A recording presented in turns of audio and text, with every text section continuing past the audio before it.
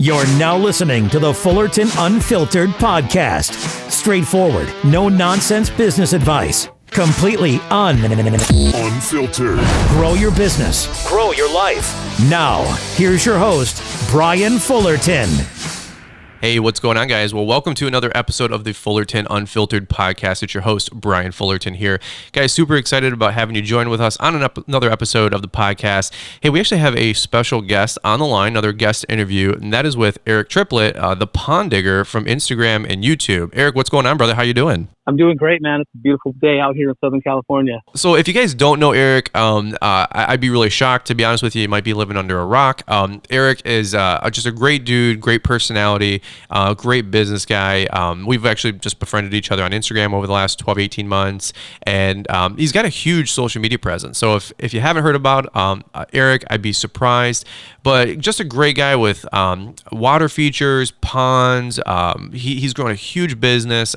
Eric, without me turning into an excited schoolgirl here, about being an Eric fanboy, why don't you just give everybody maybe the 30 to 60 second, snapshot about who you are, where you're living, what your business looks like, and just so people can get to know you a little bit more if they don't know you. Okay, great. Well, as I said, I'm in beautiful Southern California.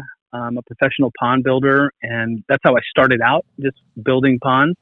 And after doing it for 20 years and not wanting to give up, and during the economical changes and so forth, I just felt myself stretching out wider from construction to service to retail to online business to manufacturing. And so I feel like I'm a multi-pronged business helping the DIY community and doing professional installations and manufacturing. And as long as it has something to do with water and your landscape, you'll find me, involved in it. Nice. Okay, very cool. And how long have you been in business again?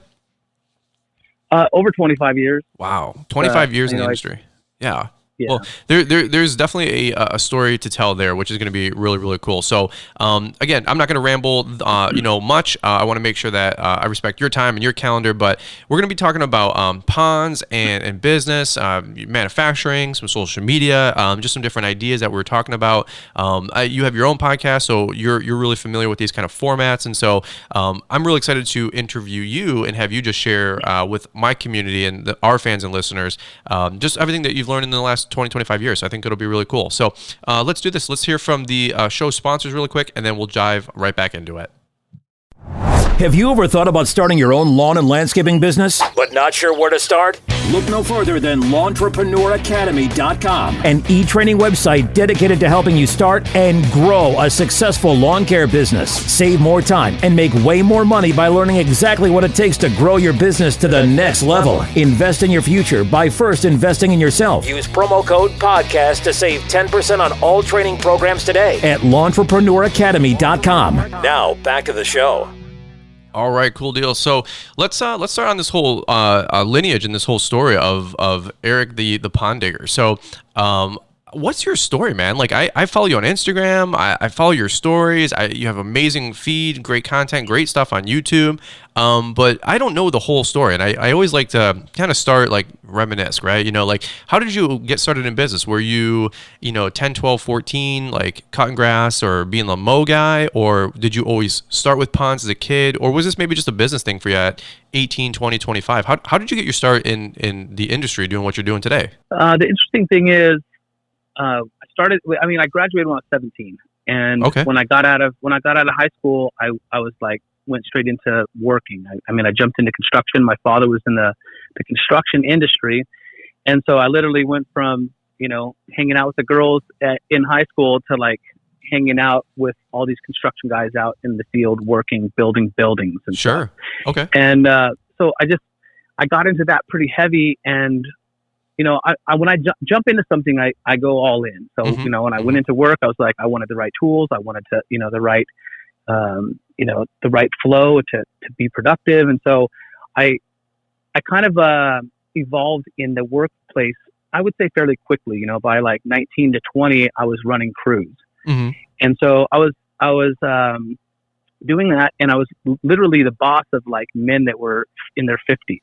Wow. And so here's this 20-year-old kid, like, telling these guys what to do. And then, I was suddenly forced on deadlines. And so it was a really interesting twist that I felt like, wow, guy was probably like me, 35 years ago or whatever, Yeah. and it really wore on me, like during my drives to work. I would travel an hour and a half to work or whatever, depending on where we were building. And, it was somehow, I don't know how I thought like that. It's weird, but I was like, I don't want to be that guy in 30 years. Sure.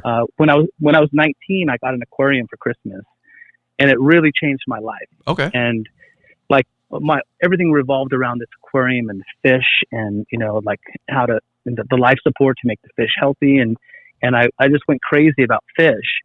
And then by the time I was in my early 20s, the fish was still a big part of my life. Okay. I went from one aquarium to like 10 aquariums in my house, and like all my extra money would go to aquariums. And I don't know, one day I just was talking to a friend of mine in the aquarium business at the pet store, and he mentioned that he was going to do an aquarium service, and he would go around taking care of people's aquariums and make money at it.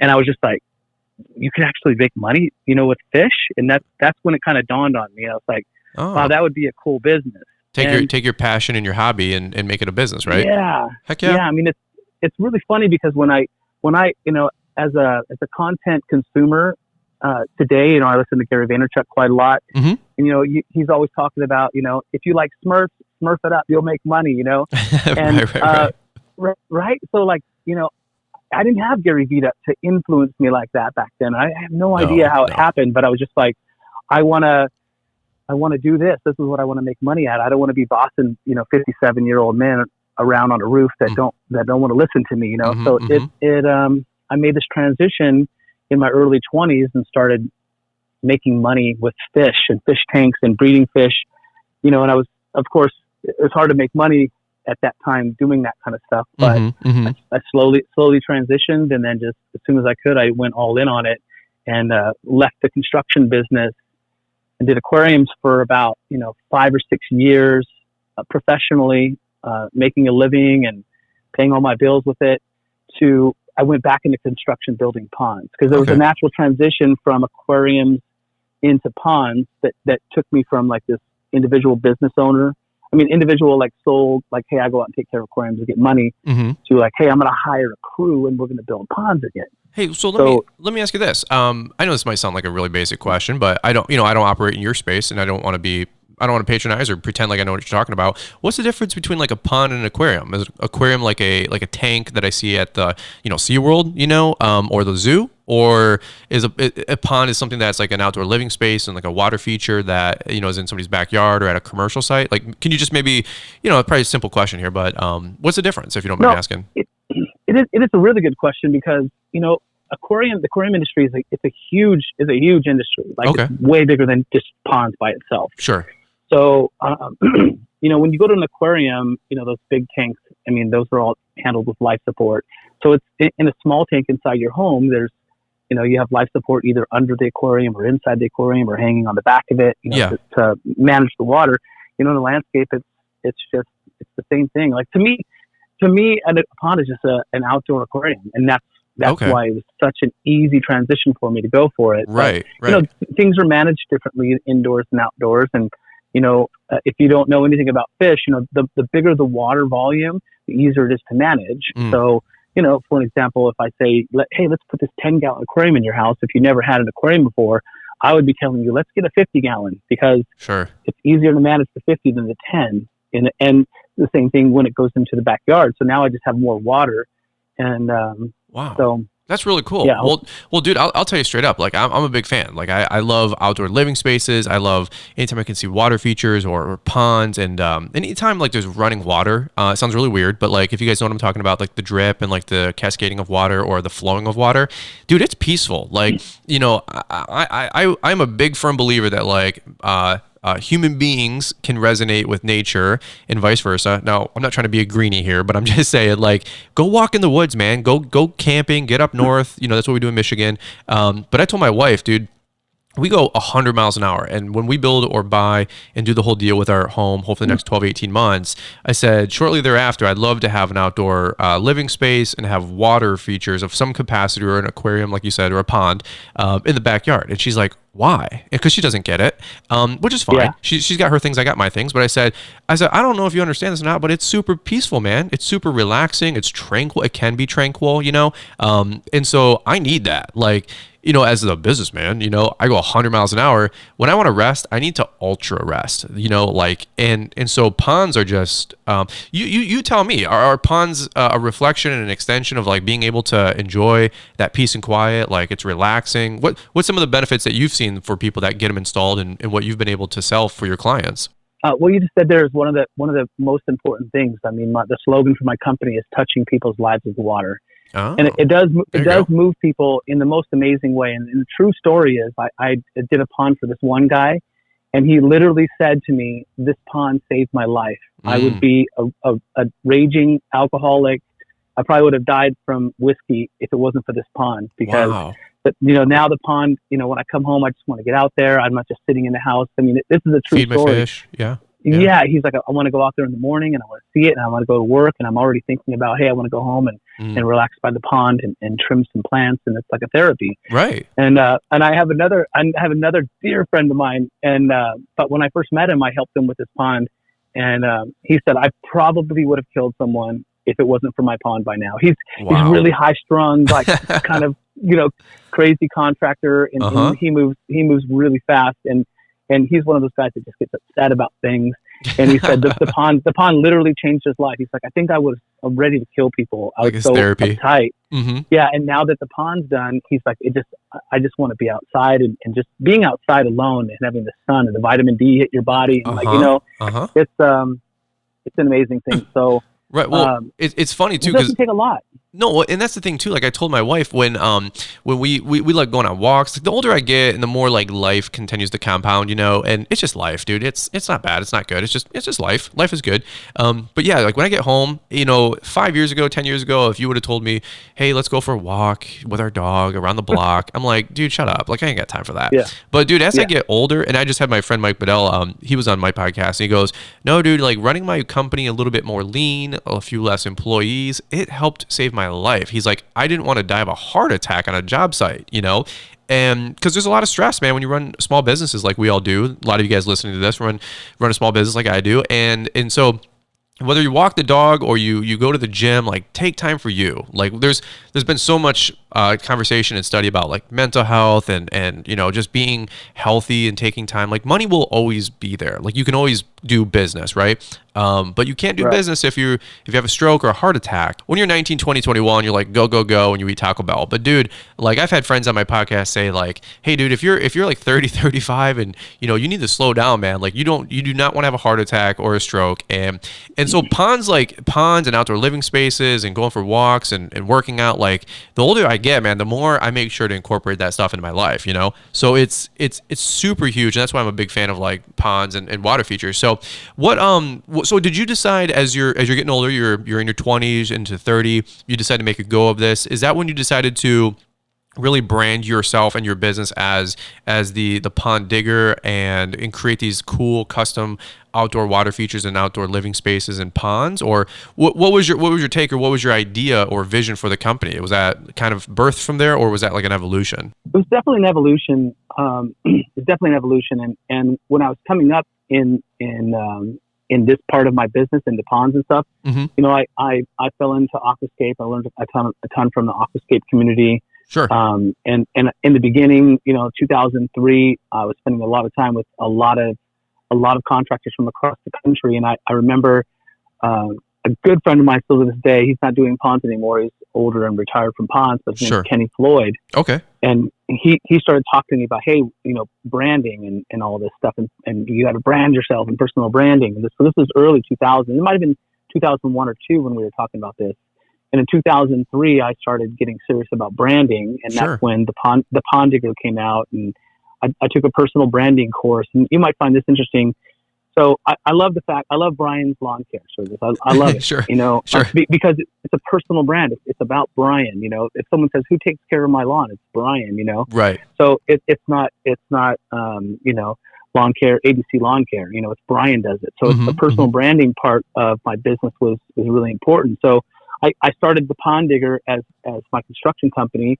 Another friend of mine actually called me that one day because I got this 4x4 truck and it was all lifted and everything. And he's like, you look like the grave digger, only you're the pond digger. Oh, okay. And I was like, oh, that's my new company name, you know. So I cause in the beginning I was, you know, I was Exotic Waterscapes and I was, you know, I had Underwater Fantasies and I had all these crazy names, right? Underwater Fantasies, I like that. Yeah.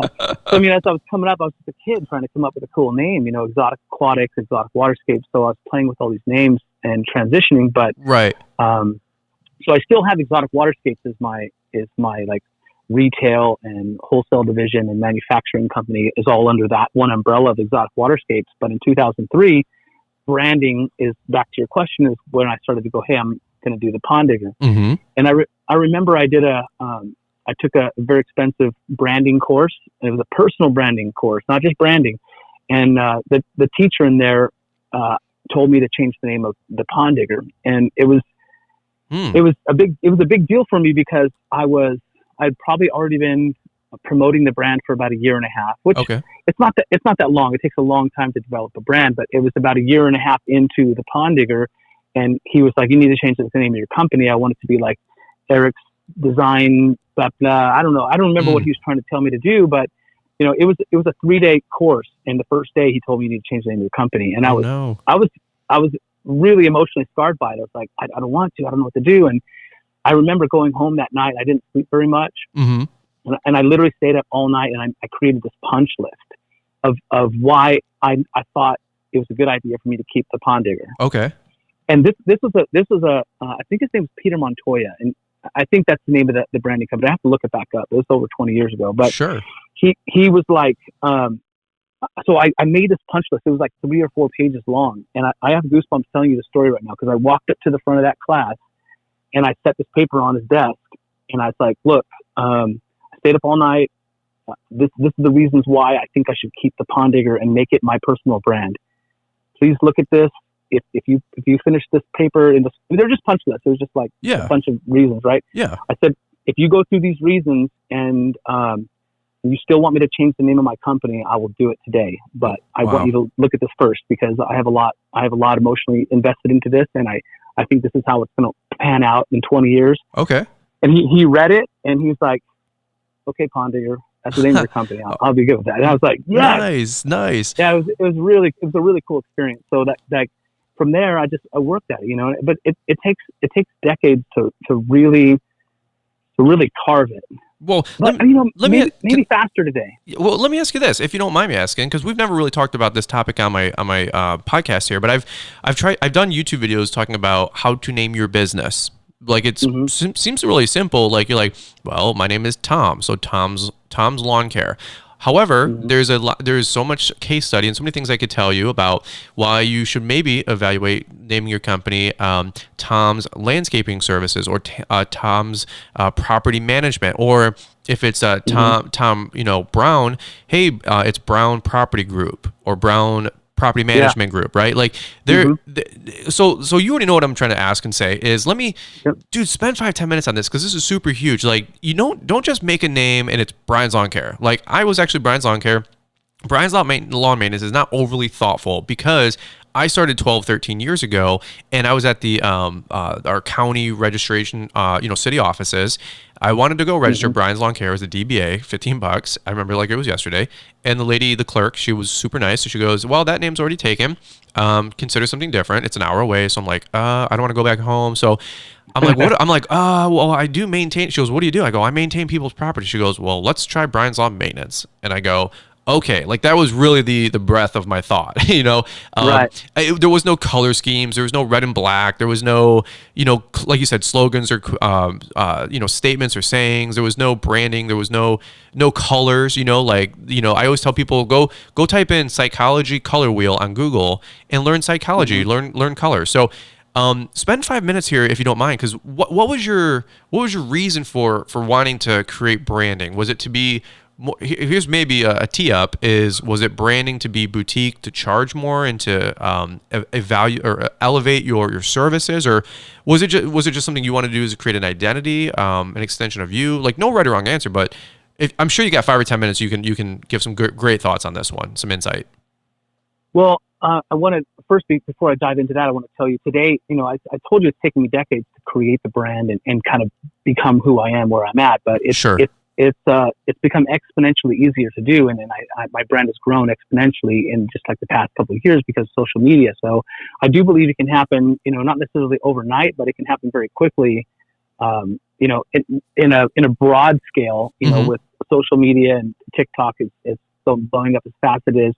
But to develop a brand like in your community where you're going to be making the bulk of your services available, it takes a long time. So with that being said, I was just hanging out with some really good people. You're as good as the people you hang around with. I was hanging out with a lot of really cool contractors, and so we would always bounce ideas off each other. But when I took that personal branding course, he made me understand the value of like, who did your pond? You're either going to say Eric did it or the pond digger did it. Either way, it comes back to me because my company is the pond digger.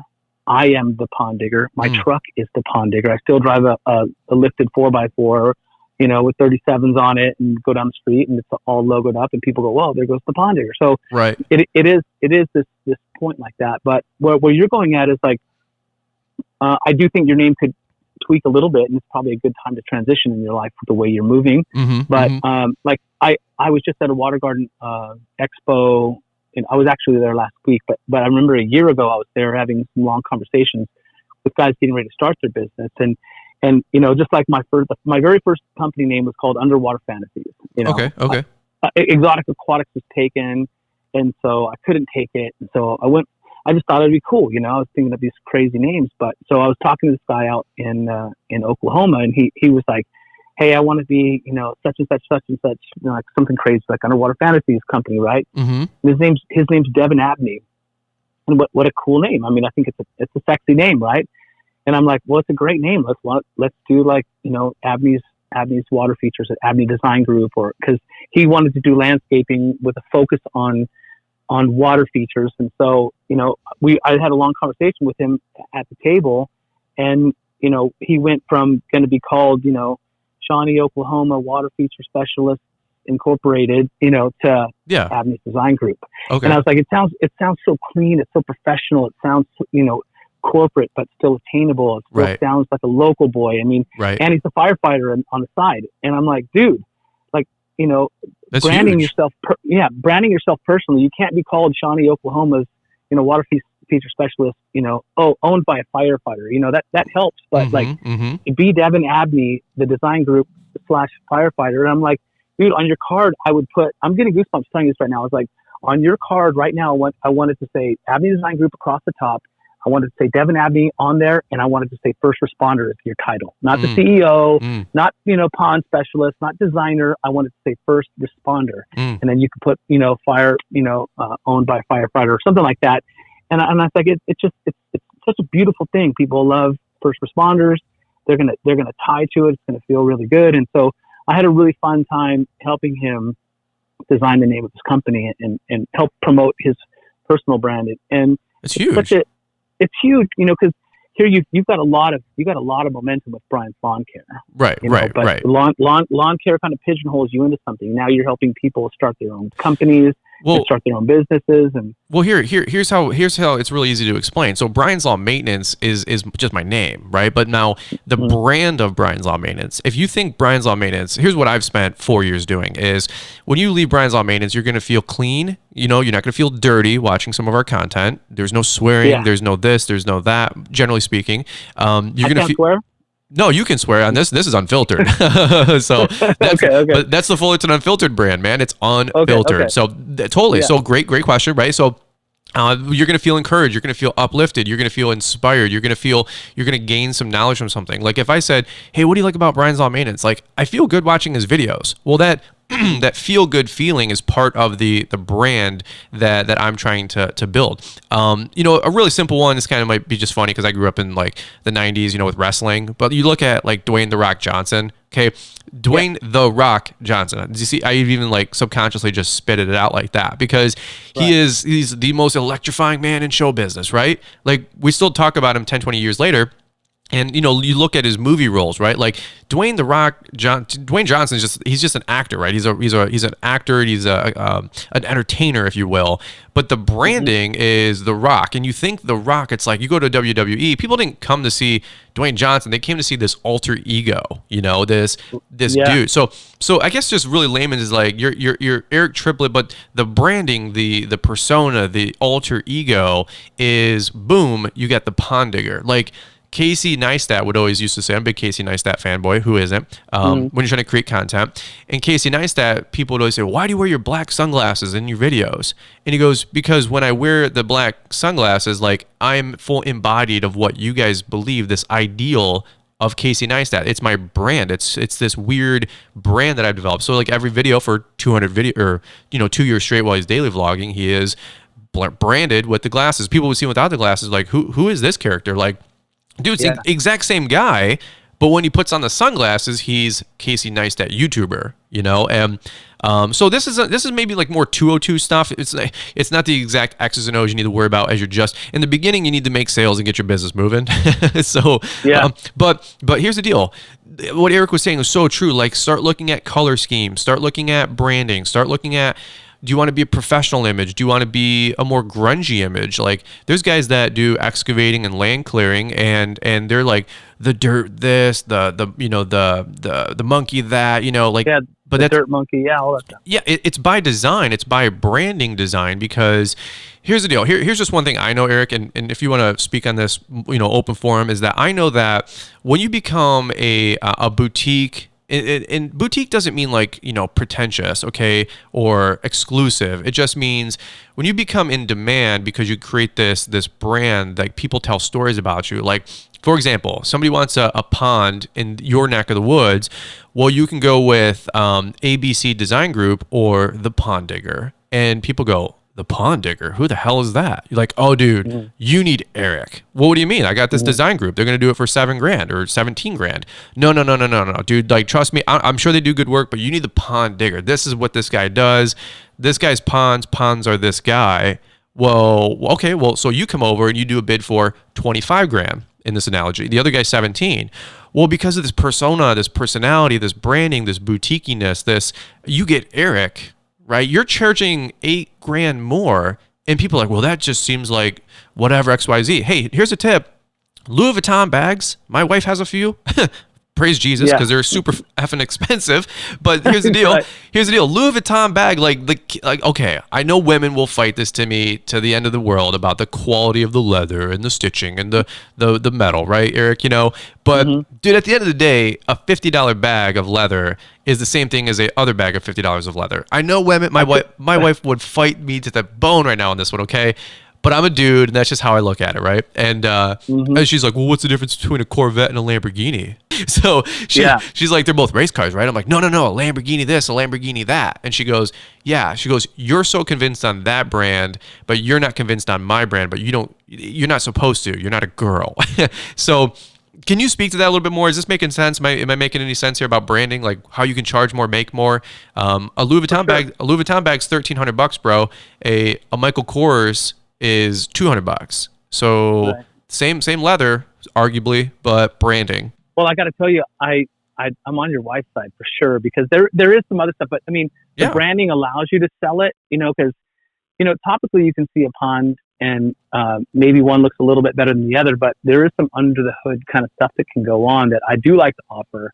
Totally. I can, So there is that, but you are right. No, you can definitely charge more. Or you're going to get the phone calls sooner and you get a chance to talk to the client before. So even though, how do I say this the right way? Like, so someone might come to me and get a quote for $25,000. And if they would have called, the neighboring pond companies, maybe they would have got a quote for 17,000, but they might not ever get a chance to get the quote for 17,000 because by the time they meet me, I'd like to think that I have so much charisma and have so much customer service, and I understand their needs that they don't want to go anywhere else. Totally. You know? Totally. And the branding part of it gets them to call me first because, you know, people talk about it. People, hey, you got to call him first, you know? So it's huge. Yeah, it is a big deal, but you know, I do take a lot of pride, and I'm sure you do too. And I'm not saying you didn't say that, but I do take a lot of pride in the way we do. And so sometimes I've done home shows where like there's a pond on the right and there's a pond on the left, and you walk in the front door and we have the same equipment.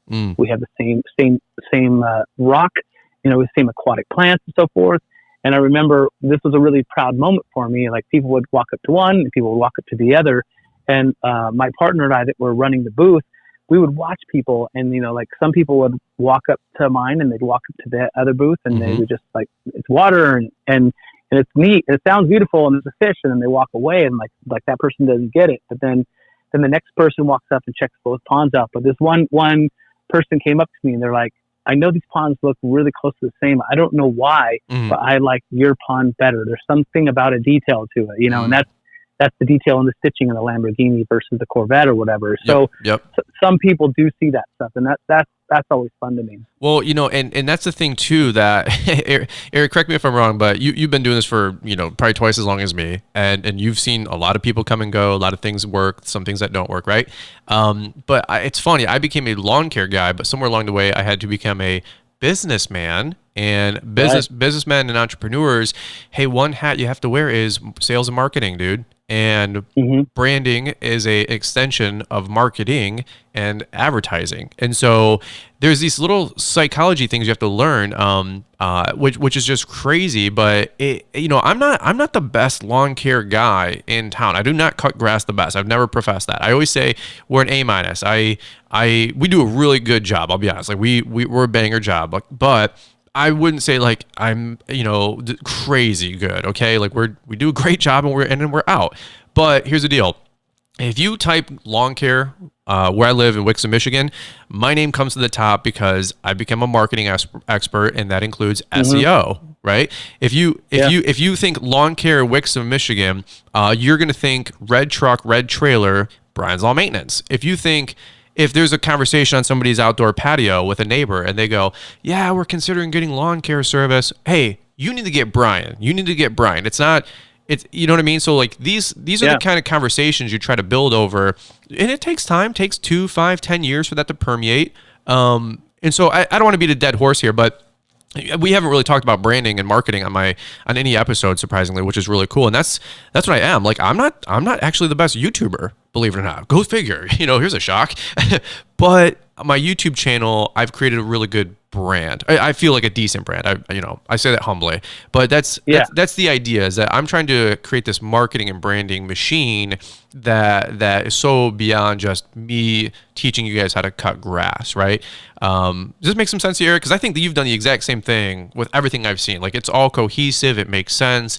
You just seem like you have a great time with you know, ponds, koi fish. Everything I see is always, hey, we're having fun. We're enjoying this lifestyle. Would you say that's in a nutshell what you're doing?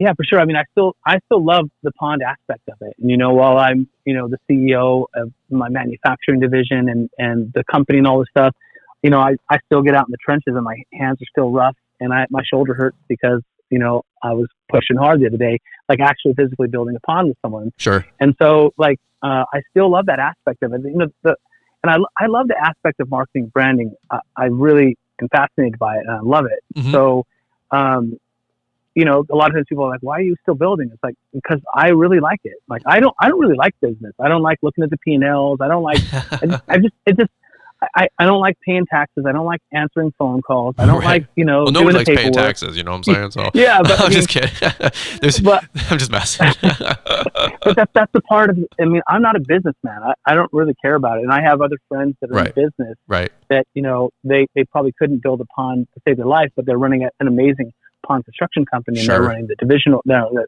business aspect of it. And that's what they love. So, you know, it's funny. And you know, there's so many conversations that are coming in, you know, as we move along like this, because I can talk about like the psychology of the the way your logo is designed. Mm-hmm. You know, I wanted to talk a little bit about the hobby aspect of it, and we kind of ran past it. But I want to backtrack just a second, because I think this is an important factor on, you were talking about how, you know, walking out in the wilderness and the ponds and like the sound of water and all that, Mm-hmm. because what we're getting out of this is more than just like, hey, the sound of water makes me more comfortable. There's the hobby aspect of it that can't be overlooked or ignored, because, you know, now when you come home, you know, when you have a hobby, you want to get home to it, because you have this mental escape to it. It's not just like, hey, well, I sit by the pond and I drink a beer and the water makes me calm.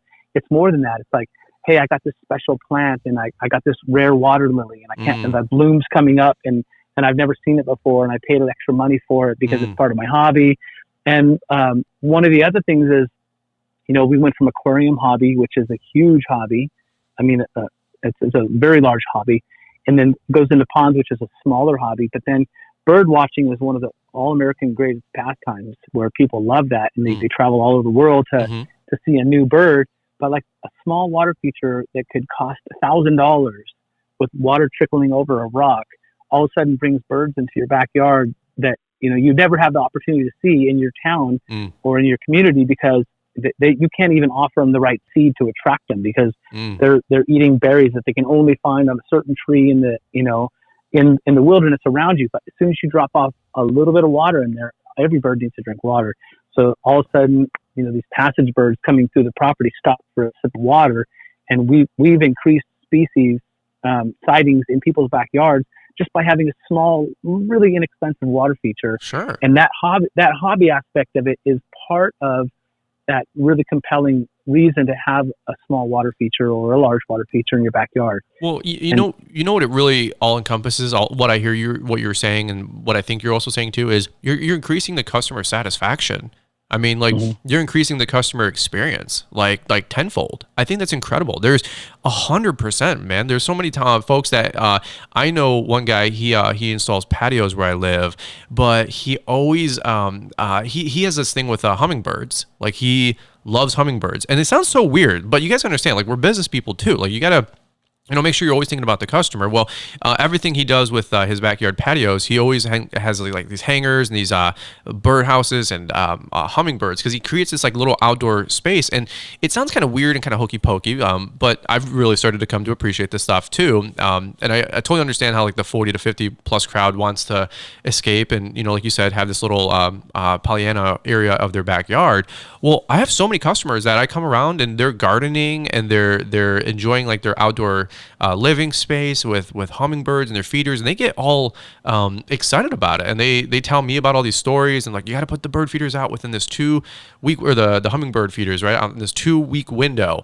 And if you're 19, you're like, dude, I just want to make $1 million. I get it. Yeah. Okay, I get it. Like, me too. Okay? I just want to find a girl. Yeah. I just want a lifted truck. Party. Yeah, I want my diesel truck. I want to make money and slay the world. I get it, but we're talking for business-minded people here too, so get the macro, okay? But that's what you're kind of describing. You're giving all these folks an opportunity to enjoy their backyard, to become a hobbyist with learning about koi fish or turtles and ponds, and it's really, really cool, man. Like, these people are already into it, and you're just kind of like the extension of helping make that dream come true for these guys. Would you agree? I think it's pretty cool. For sure.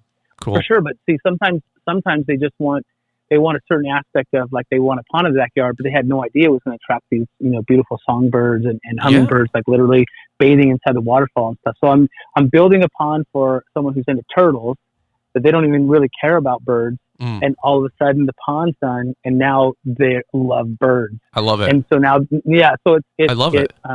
It sneaks up on you, you know, it really does. And, you know, you were talking about when your wife was like, you know, hey, I want a pond. And she's like, why? You know, we build for people where, you know, we're building a pond for the woman, and the husband's like, yeah, just make her happy, whatever, you know, like it's her deal, you know. I'm like, well, what do you think about this rock? He's like, I don't really care. As long as she likes it, then it's fine, you know. Sure. And then, you know, I go back for, you know, a follow-up a month later, and I go out there, and the woman answers the front door because the husband's too busy chilling by the pond. And he's like, go get the front door. I'm by the pond, you know. And now all of a sudden he loves the pond, you know, just as much or more than she did. I love it, dude. That's so cool. it's sneaky like that. Well, but that's the awesome part about doing what we do. You know what I mean? Like that's the awesome part. Like for me, my service is cutting grass, but my branding is you get to enjoy spending time with your 4-year-old son in the backyard playing catch.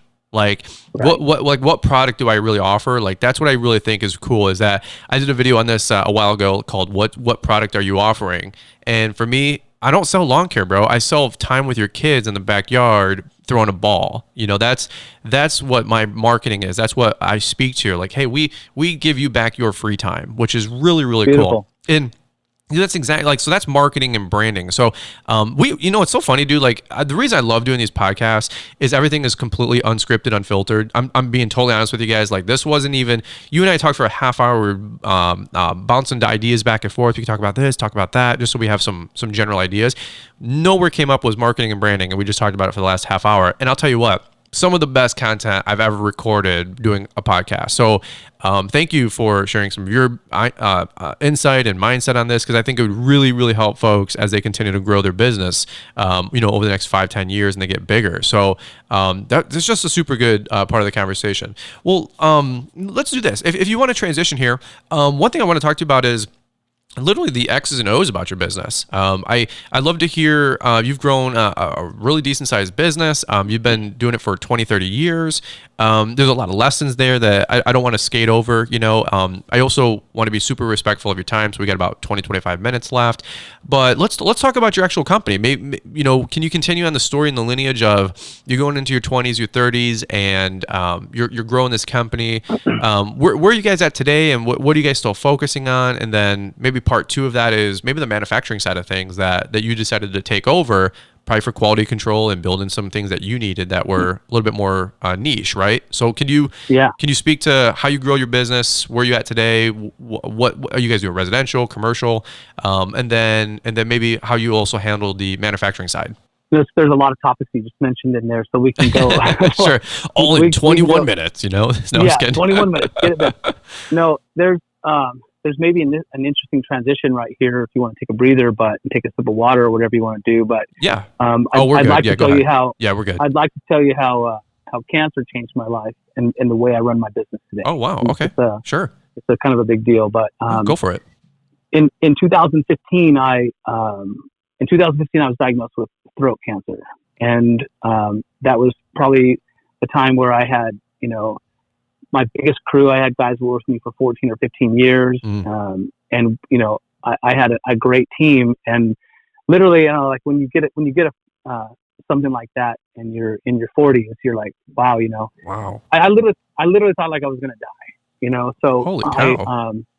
I shut down my construction company in 2015, and I all the guys that have been with me for all those years, I set them all up with their own company. I mean, it was like, hey, I'm going to die, so I want you to have your own company, and I want you to have your own company, and I want you to have your own company. It'll be like the thing that I can do on my way out the door, and then I'm going to take care of you, and then I'm going to go figure out how to take care of my wife and kids and all this stuff.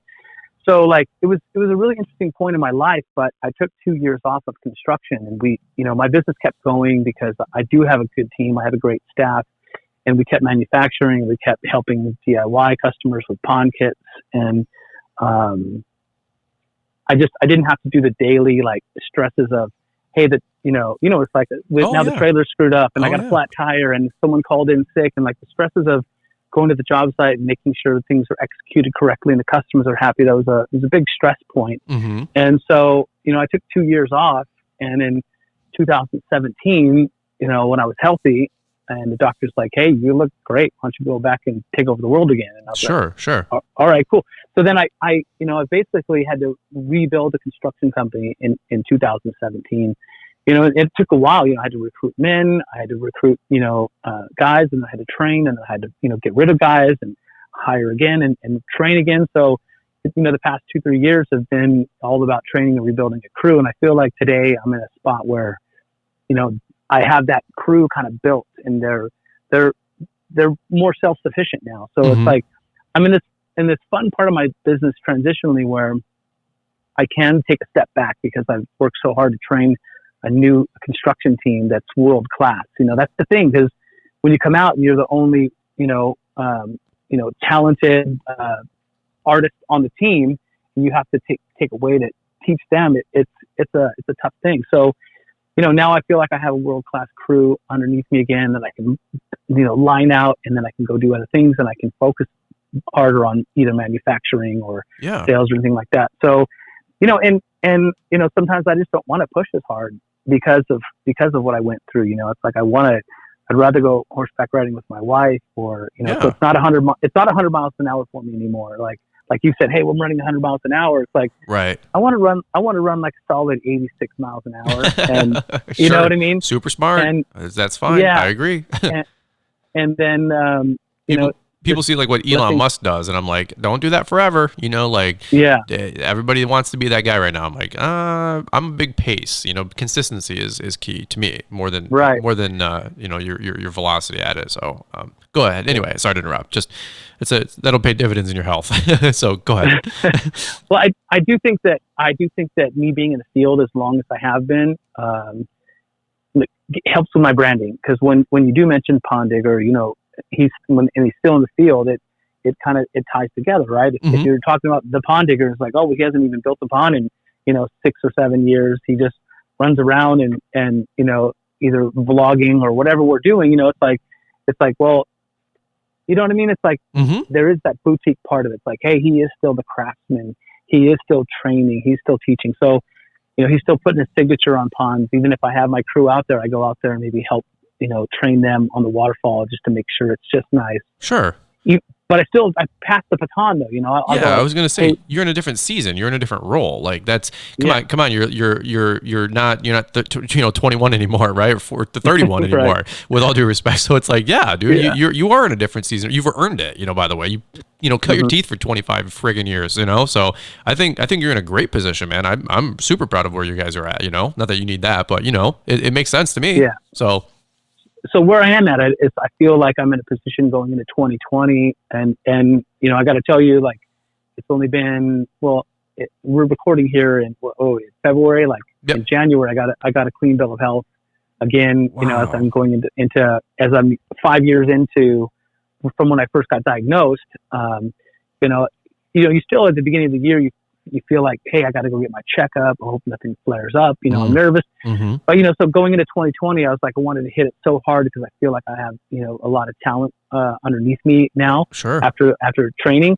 But I still like had the brakes on a little bit, pumping the brakes a little bit. And then I get my clean bill of health. And now I just want to go, pedal to the metal. So it's awesome, dude. That's seriously awesome. I'm so excited for you. Like my wife's mom had a huge, she didn't have a scare. Like she went through the whole process with breast cancer, which was super unfortunate. My mom had a lump, it relates, but doesn't relate. You know what I'm trying to say? And that stuff gets personal, bro. It changes your life. It changes your life. I mean, everybody around you's life. You know what I mean? Because we were so supportive for her mom. My wife was making appointments and doing this. And my wife went with my mom to her appointments, and that stuff is no joke, man. Like I that's why I'm so thankful and grateful for people, man. Like I don't conversations like you and I are even having. Like there was a 25-30% chance I might not even have had them, and it's scary, but it's like, man, it's called count your blessings, dude. And I'm so excited for you that if that's the whole story and whatever, like I don't know all the details, but I couldn't even imagine like the strength and the courage to do all this kind of stuff. And dude, thank God. I mean, that's not lip service, dude. Like I'm a big team player. When I see other people winning and beating stupid stuff like that, I'm so excited for you, dude. That's really, really cool. I'm glad to hear. Well, the fun thing that you just said that I really want to touch on is you said like playing the team player, right? And so I know a lot of pond builders. They have maybe one guy on their team, and then they hire out to help get them through bigger projects, and then they get lean again. And, they hire whatever the workers. If you need extra help, like the labor services, right? And they send you 3 guys. So he does stuff like that, and like I couldn't have stayed in business if I didn't have an amazing team underneath me. So there's that aspect where entrepreneurs and young guys go like, well, I can just stay lean and make more money. As soon as I hire employees, like all of a sudden, I don't make as much money and it's more stress and everything. But if I didn't have the staff and the team that I had underneath me, I could have never taken 2 years off and maintained my business. So a lot of times they'll tell me like, oh, I don't want to hire employees. I'm like, well, now you have 3 kids and you own a home and, you're a one-man band.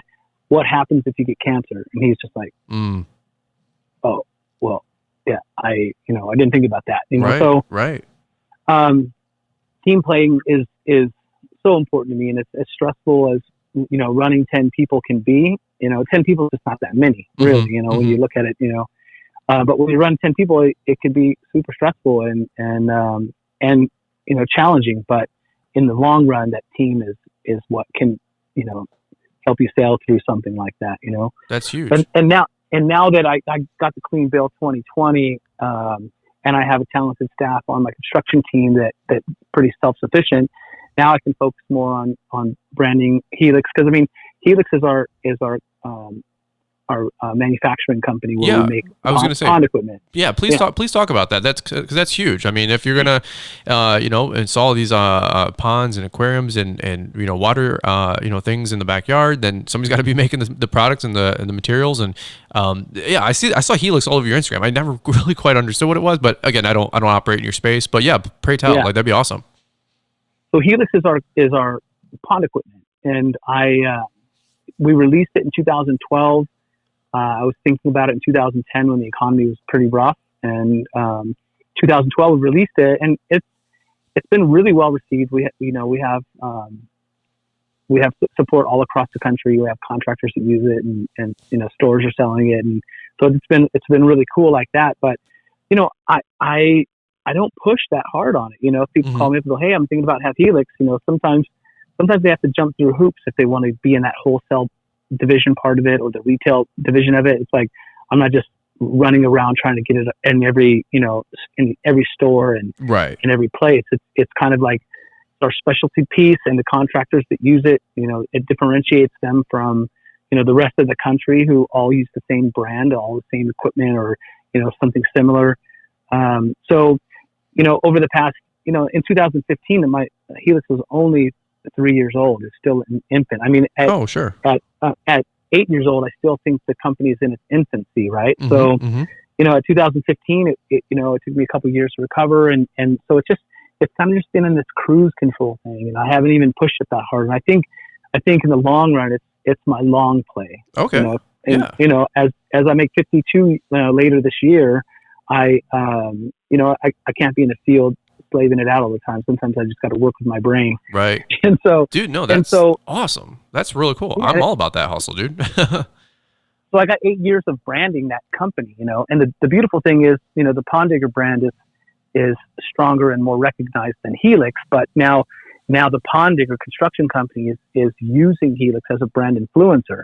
So I think I fell into this really neat position to where my construction brand is strong enough to where I can drag along Helix, and for 8 years I've been using it, and then when I can put 100% into Helix, then it should move in. And as I get into that 10th and 12th year, and I start transitioning out of maybe construction as hard as I am now, because my crew is going to be running, then I push hard on Helix, and travel around the country and promote the brand through other contractors and through construction seminars and events and stuff like that. So I love it. It's fun to know that I have like this long play, Well, and I just did a podcast with my friend Mike Bedell, and last night, and we were talking about that. Like, you got to have he calls it a wealth strategy. Other folks call it like an exit strategy. There's nothing. There's nothing. I mean, I don't want to say there's nothing wrong with it, but it's also encouraged too. Like, guys, if you're doing lawn care landscaping, like, you probably have a physical body. You can only probably put 20, 30 years in. I'm just being real. And and Eric, you can really speak to this too. Is that I have so many guys 50 plus tell me, like, behind the scenes, hey, dude, like, get into, apartment buildings or real estate, get into this, get into that. Like, take your money from business one and put it into other things that create passive income and investments, because you can't just cut grass all the way into 65. Like, you gotta plan for the future. And I say that also to say that that's why I talk on my YouTube channel and this podcast about numbers and knowing your worth and knowing your numbers, because you got to make enough profit not only for today, but to invest into the company in the future and invest into your final future, like, retirement. And so I see so many guys 50, 60, 70 in the industry that are like, man, if I knew what I knew today, I would tell the young guys to take, 10% of this or 20% of that and put it away into a different business, a different investment, a different, whether that's real estate, whether that's, you buy 50 vending machines, I don't care. Just know that you have a physical body and you are only going to get 20 or 30 years out of it. You know what I mean? And so doing what we do, I should say, and so I think it's awesome that you have an end play. I mean, it makes me think about like guys like Rick with hurricane blowers. Maybe a little bit more specific to lawn care. Like he was a contractor, noticed a need, made hurricane blowers, and built another company for 15 years and sold out with two large commas in the check. So that's good for him. Good for him. And there's other guys like Nick Carlson, Mulchmate, great dude, mega successful lawn and landscape company. Sold that to create Mulchmate, and I told him, hey. Just when I gave him his first shout out on Instagram, we joke. So I said with his Mulchmate system, and I said, hey, when you sell a tutorial for 8 figures, just make sure you send me my 1% check. So we joke all the time. We're just having fun, but you see so many evolutions of that in our industry. And by the way, that's what grows the industry. Like that's what grows it, continues to grow it, refine it, improve it. And so, dude, Helix sounds like your pet project and company that I can't wait to see what that does over the next 20 years. That is so cool. Yeah, and it's funny because I call myself the accidental manufacturer because I didn't really mean to do it. It happened to me on an accident. And sure. I ended up with a patent on the skimmer, which, took 5-6 years to get that patent. So I mean, it's really neat that it played out like that. And another reason why I'm not like, hey, I need it in every location because, when I walk into someone's backyard and I'm competing in a bid against other contractors, it's really fun to just drop in this product. And then if they want that product, either they're going to buy it from me or the contractors that are bidding against me, if I can convince that customer how important Helix is to, their long-term goals on the pond and the maintenance aspect of it, all of a sudden, so like they might go with the other contractor because they're a little bit cheaper, but guess where the contractor comes to buy the equipment? Right. Dude, so super smart. It's a fun play. It's a fun play. Well, it's like creating the toll road. You know what I mean? Like if you want to use my bridge, you got to pay the toll. And Well, let's wrap up with this because I want to be respectful of your time. We didn't even touch the 4 or 5 different bullet points that you and I had wanted to talk about, but I think the half-hour chunk that we talked about branding was incredibly inspired. You just were dropping bombs, like super good stuff. I hope people listening to this are nodding their head in agreement that it was good because it was good for me. If it's good for me, I hope it's good for you guys. But open mic, dude. For the last minute or two. You're in a different season of your life compared to where I'm at. You've been there, done that for 20, 30 years. What's some maybe last parting wisdom or pearls of wisdom or, maybe the Eric, 25 years ago, right, that you're talking to? That's kind of what I always do. I do all this to talk to myself from 10, 12 years ago. Any parting pearls of wisdom that you can leave our audience? And then number 2, if you want to plug your social so folks can keep up with you and follow you if they want to go down, that rabbit hole of learning more about you and the Pond Digger and everything that you got going on, take a quick second and plug your stats. We really appreciate that. Well, I feel like in this point in my life, I've kind of come full circle, and I don't know how that can relate to what you have going, but I'm still I've kept an aquarium for all these years. Since I was 19, I still have an aquarium in my home, and I'm kind of transitioning to where my company is running well enough that I don't have to be in the absolute day-to-day every step of the way and all this stuff. So I'm building a fish room right now to where I can get back into that fun part of the hobby. So, if people are doing something as a hobby and they turn it into their business, a lot of times they don't like the hobby anymore. And somehow I've just been blessed with the fact that whether it's in my DNA or my, the way I think about things in life, I still love that aspect of what I do, because sometimes business can just grind away at that when you turn it into your passion, Yep. So whether you're turning your podcast into your business and all of a sudden it becomes this problem, or whatever. So I just stay grounded to what makes you happy. I think that's really important. And, that's what makes me go. Cause like every day I wake up and I'm just happy to do what I do. Right. Well, I got a lot of positive people around me. I totally agree and echo that. Like if you're not enjoying what you're doing, still like change it. like I'm this podcast is unfiltered. It's also called Unstuck. So don't get stuck doing things you do not want to do. If you chase the money, you may or may not enjoy what you do, but if you enjoy what you do and you become a 10 at it, you'll probably have somehow the universe, I always say, will conspire to put a wealth into your pocket, because nobody pays good money for 2s and 3s. People get paid good money for 9s and 10s. And so if you're going to do ponds, be the best, pond guy. If you're going to do podcasting, be the best podcaster guy, but do your passion. But dude, do yourself a favor. Be a 10, because the world needs to hear and see and, experience whatever you're doing. And if you want to grow a lawn maintenance company, that's fine, dude. Just grow the most successful lawn company. No right or wrong answer, So, dude, I can totally echo with what you're saying. I mean, that's some solid wisdom, And okay, so where else can people find you if they want to keep up with you and all this other mess? Because I encourage them to do so. At the time of this recording, I mean, pretty much anywhere. TikTok is kind of blowing up right now. You can find me on at the Pond Digger wherever you go. And I'm not a 12-year-old boy, But TikTok's been fun. But I spend a lot of time storytelling. Storytelling is probably one of my favorite things to do, and I do that on my podcast. My podcast is called the Pond Digger Podcast, and yes. We'll link it in the show notes. Yep. That'd be great.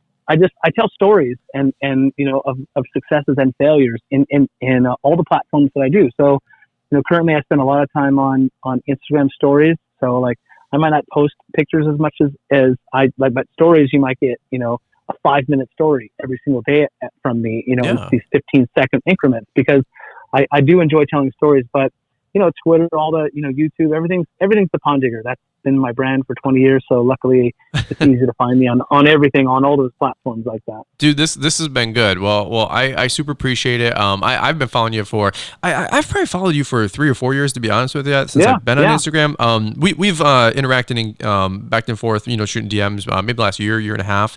But somehow your stuff always pops into my feed, probably because you got a popular channel and, good engagement or whatever.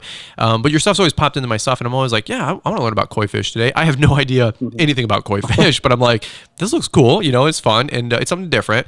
And so anyway, it's not. I always kind of end the podcast the same way with thanking the guest, but it's not lip service when I say I appreciate you taking an hour and a half out of your day in your morning to make this happen. In fact, you got up bright and early for this. We're shooting it bright and early my time, and I was like, hey, awesome, man, can't wait to have you on the podcast. Da da da da da. And you go, yeah, I'm just getting my coffee going. I just woke up. It's dark here, and I'm like, what do you mean? And you're like, I'm in California. I'm like, oh no, like, dude, you didn't tell me there's a 3-hour window, and you picked the time, which was even crazier. And and you're like, dude, I'm up, I'm ready. Yeah. You're like, I'm ready to do this thing. So I'm glad for the opportunity to talk to your audience. I know you have a great community of people that surround you, and for me to have the opportunity to talk to them is priceless to me. 100%, brother. Well, I've had certain folks on for a reason, and they're kindred spirits. They're team players. They're good people. And I know you qualify for both. And so, like I said, I've always enjoyed consuming your content. You always seem like you're uplifting and encouraging so many other folks, which is just a breath of fresh air, to be honest with you. And so, if you guys haven't followed Eric, make sure you follow him on Instagram. That's where I keep up with him. You have a great YouTube channel as well. Eric, maybe sometime later this summer, once we're all past our busy season, we'll regroup, maybe do another round, because man, I feel like I could just hit the record button and let you talk about branding and marketing for about another hour. So yeah, I would love to do it. So maybe we'll get you back on the show, which I think will be super cool, and that's a selfish one for me. So, all right, well, hey, we'll wrap this up. I really appreciate you guys listening as well. If you guys enjoyed the show, do me a big solid, hit that 5-star review, and leave a couple sentences if you guys haven't. It really helps with the algorithm and getting the podcast surfaced and promoted, which we always appreciate. And then shoot a DM to Eric. Say, hey man, heard your episode with Brian. It was awesome. Thanks for doing it, because I really appreciate people taking time out of their calendar to do these kind of things. And that's pretty much it. Eric, thanks again for being on the show, brother. Appreciate the time. Yeah, man. See ya. All right, guys. Hey, thanks again. We'll catch you guys on the next episode. Thanks for taking the time to listen to the Fullerton Unfiltered podcast with Brian Fullerton. We hope you enjoyed this production. If so, please consider leaving us a 5-star review for the show. While the techniques and ideas presented here are designed to help you grow a more successful and profitable business, No one can guarantee these results for you. We want to emphasize that entrepreneurship is not easy, and the ideas presented here are just the opinions of Brian Fullerton and his respective guests. No one can guarantee success for you. That being said, we hope the ideas presented here help you and motivate you to go on out there and crush it with your own business. Fullerton Unfiltered Podcast. Thanks for listening, and we hope to see you on the next episode.